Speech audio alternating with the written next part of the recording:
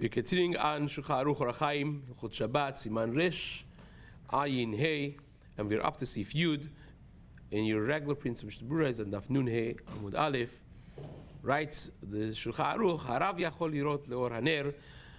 We're discussing what you can and what you cannot do in the light of a candle, because you're concerned you may move it, you may tilt it, you may get into Chilul Shabbat issues. We spoke about those even Tanaim who were confident nothing is going to happen, but when they did it actually did happen.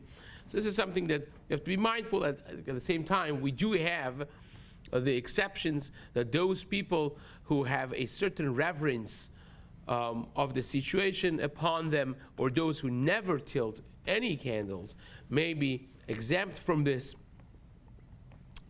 which the details of which we have discussed already. Here, the Shulchan Aruch is speaking of a Rebbe who is teaching the children on Shabbat. He knows the parasha that he's teaching by heart, basically. He knows it basically by heart. So he is checking his books, so to speak. He's looking inside the Sefer to see Rashi Prakim, to see the beginning of every chapter, every paragraph. Is that mutar or is that not allowed? So Shulchan Aruch says, Ra'ah-yə yachol lirot le'or haner.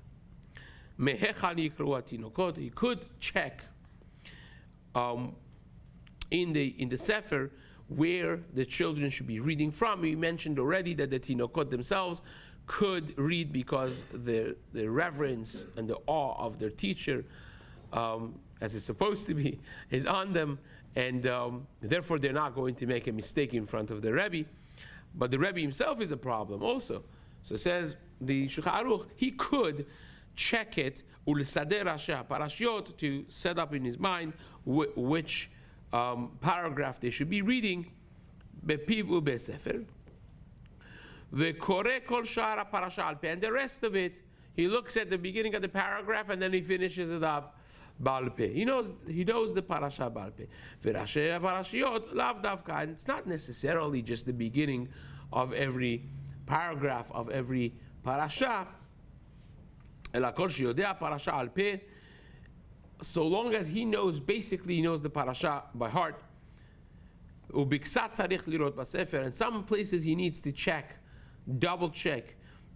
Inside the Sefer, it's mutar shemachar she'eino me'ayen besefer tamid. He's not constantly in need of looking inside. Itle heker v'lo atila atuye. He has enough of a heker, enough of being reminded as an automatic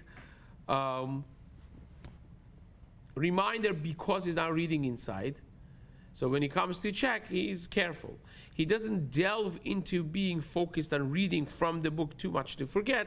He has a reminder because he is supposed to be reading it Baal Peh, and therefore even when he comes to check, to double check something, he's reminded not to tilt.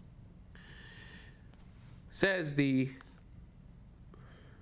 Shulchan Aruch in Seif Yud Aleph, kelim adumim ze lazeh v'tzarich iyun la'avchin benehem. If you have garments or vessels that are very similar, they're almost identical, but you need one specific one of those, so you really need to pay attention in order to tell them apart. Says the Shulchan Aruch, asur lebotkan le'or haner. You cannot check them to choose the right one in the light of a candle, because again, you need a lot of attention. They're mamash similar, and that attention may bring you to tilt in order to get a little more light, to be able to determine which one it is. Even if you want to, in the dark, you want to choose a certain specific garment for a certain specific kid or for yourself versus your wife, and there are similar things. You have to tell them apart in the dark with a fading light of a little small candle. That will be the same thing. If they're similar in size and color, if you can't easily tell them apart, will be asur as well. Says the Mishna Berura, this is from the Rambam, but the Rambam has an additional word. V'sarich iyun rav, writes the Rambam. You need a lot of attention to tell them apart, right? Now, the Chafetz Chaim over here in Berura Siman says that you could make this diuk, even a halachic diuk, when it comes to specific types of candles. If you have a paraffin or wax candle, which is less of an issue because tilting them doesn't really necessarily add to the flame. It's not necessarily the same issue with a paraffin or wax candle. So it says that you could rely that if you don't need a lot of iyun, a lot of attention, with a little attention you could tell them apart. Then you could use maybe a light emanating from a wax candle or a paraffin candle to choose the garment or the kli that you want. But if it needs iyun rav, of course that's already in the Rambam, then it will be asur even with wax or paraffin candles that we have. It says, the Shulchan Aruch, now in Seif Yud Bet, shamash she'eno kavua asur lo libdok kosot v'ka'arot leor haner mipnei she'eno makiran. A shamash that his job is to bring like a garson, like a person that helps out at home. You have nowadays maids that do it, that they wash the dishes, they put away the dishes, and they know the difference between all the cups and small cups and big cups and special cups and not special cups. So if you don't have your regular cleaning lady or maid, and you've hired a new one, right, a Jewish one, says the Shulchan Aruch, if it's a shamash that is not kavua, it's not your set shamash, it's asur for him to check the cups and the bowls and all of the dishes in front of the ner, in front of, again, imagine it's pitch black, dark, and you're using a little small candle to give you enough light to be able to check, tell them apart and put them in their respective places. You can't do it if you're not shamash kavua. If you're shamash kavua, you see them from 5 feet away, you know already which one is which. You know, you're ragil, you're used to it. If you're not used to it, and you have to say, okay, put the blue ones in this cabinet, the green ones in the other cabinet, and blue and green and dark looks pretty similar, and now you're trying to tell them apart, good luck with that one, if you're not the shamash kavua. It says, therefore, because he's not used to this kelim she'eno makiran, ben bener shemen zayit, ben bener shenefet, doesn't make a difference if you've used oil, olive oil, or nefet. All of those would be a problem, even though the nefet has a more clear, bigger light, right? Gives you more light, still would be asur. Says the Rama, v'yesh matirim b'shel nefet afilu b'shamash she'eno kavua. There are those who say the nefet already is different. It gives you a massive light, and even if you're a shamash she'eno kavua, you could tell them apart. Again, the Shulchan Aruch does not differentiate between those. Aval shamash kavua mutar lo livdok leor haner kosod mipnei she'eno sarich iyun harbe. A shamash kavua, your set maid, could even use a regular small candle because he doesn't need a lot of attention. He knows them apart right away in a little light. Ve'im haya ner shel shemen zayit, and if this is a lamp that is using shemen zayit, then en morin lo livdok ve'af al pi shu mutar. We don't tell him if he comes to ask. We don't tell him that's mutar to check, even though that halachically, technically is mutar. Because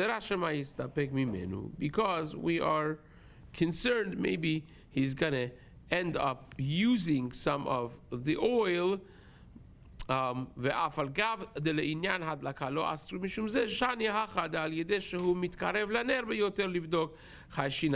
Here we have a specific reason to be more concerned that he's going to use some of the oil, and therefore we don't tell him to do it. But as far as the chashash of hataya, we're not concerned about that. Says the Rama, Nahagu lechatzot haktanim. This is just out of place. Comes over here as something important, actually, halachic and important. Once we're talking about Nerot Shabbat and what you could and what you can't use in the light, the Ramah throws in a psak from the Rokeach that the minhag is you cover the minors, the little kids running around. That should not be running around naked in front of Nerot Shabbat, because it's a disgrace to the mitzvah that you have a erva exposed to them in that way. Again, this the Mishna Berura explains it that this is difficult to digest. Right? Otherwise, is also asur. The atili de nichfe. The Gemara already talks about this in Masechet Pesachim in the sugya in Daf Kuf Yud Bet, and the sugya discussing different things that could be a source for sakana, and this is one of them, right? Now there,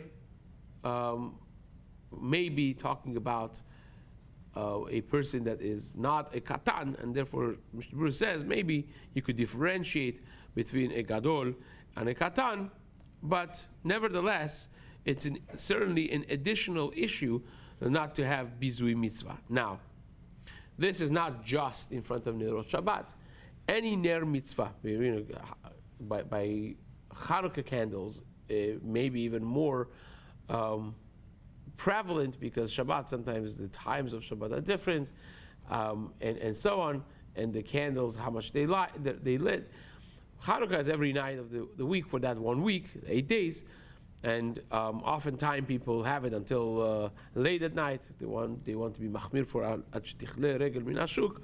But nevertheless, Kaf HaChaim writes that it's the same thing for Nerot Shabbat, Nerot Yom Tov, all the Nerot that are lit for Sorech Mitzvah, you can do. Now, same thing is also, you cannot have a baby potty in front of Nerot Shabbat.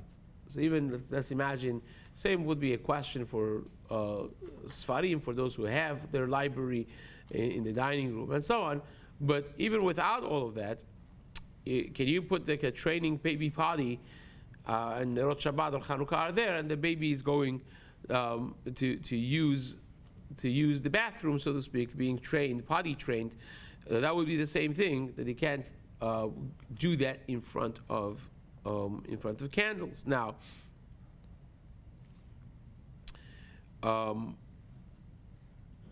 this issue of using candles also, it is discussed in the challenge.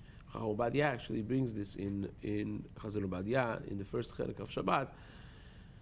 For those who have to use the mikveh, and there's somebody checking there to make sure that all the body is submerged under the water, the hair, all that. So you have to check that. How do you have, especially without electricity, or if you have a blackout, and you're using candles in the mikveh, right? Can you do that or not? Because you have to pay real attention to make sure that none of the hair, sometimes you can have long hair, none of the hair is floating on top of the water. So the best way to go about it is to light candles that are closed in a glass jar, basically. You can't touch, you can't take them out. From before Shabbat, you light this and it's ready. And in that case, we're not really choshesh for Shema Yateh. We spoke about this, that still, there are those who don't want to do it, but at the end of the day, when it comes, push comes to shove for a surah mitzvah like this, that there's no other way around it when you don't have light, when you don't have electricity, then that would be allowed, that would be permissible. And that really concludes the discussion we've had in Siman Resh Ayin Vav. Now we're going to be Resh Ayin Hey rather, but we're going to start Siman Resh Ayin Vav, which is usage of light that a goy has lit for a Jew on Shabbat. Now, a little preface to this before we end today's shiur is that people mistakenly think that it is asur to tell a goy to do something that you cannot do on Shabbat, which is true, right? But that's the limits of my interaction with a Gentile. That's it. But if he did something on his own, I didn't tell him to do it. It's not Amira Nochri, it's not Amira La'akum. I didn't tell him to do anything. They did it on their own. Not recognizing, not realizing that there are two parallel Isurim when it comes to interactions with a non-Jew. One is Amira La'akum, of course. One is telling a Jew, a non-Jew, to do something that is prohibited for you to do. But then the second concept is Hana'a Mima'aseh Akum, that a Jew is not allowed to benefit from a melacha that was done by a goy for the benefit of the Jew. That means if the goy thinking of you did something without you telling, you came into your home, your mate, and knows that after Seudat Shabbat you retire to your office to learn for the next 5-6 hours on Friday night, and he comes and says, Rahman al-Litzlan, the office of the rabbi or the whoever it is, it's off. The kids turned off the light. Now it's pitch black inside there. The guy cannot learn. And the mate, being smart, says, okay, I know. They can't tell me to do it. I'll do it myself. Right? And goes and flips the switch. Can you learn in that office? Absolutely not. You didn't say it to her, but it was a melacha that was done by a goy for the benefit of a Jew, and you're not allowed to draw any benefit from that. So this sugya that we have is going to actually focus on the second, less known concept of Hana'a Mima'aseh Akum, and we will see how this unfolds, Be'ezrat Hashem, in the next shiur. Chazaku Baruch.